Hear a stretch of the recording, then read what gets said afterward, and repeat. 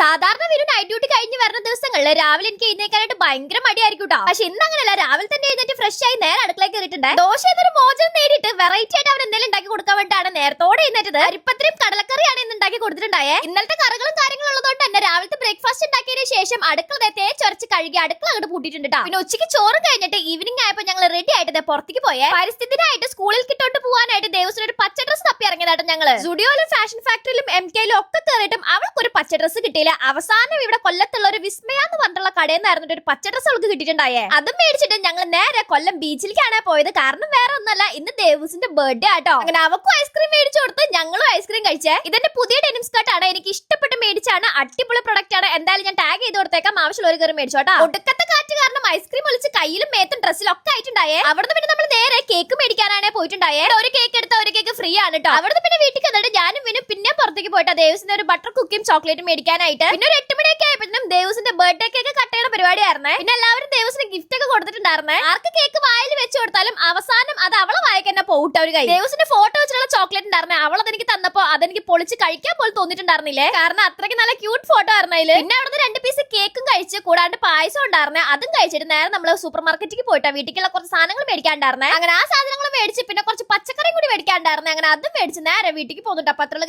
Bye bye, see you.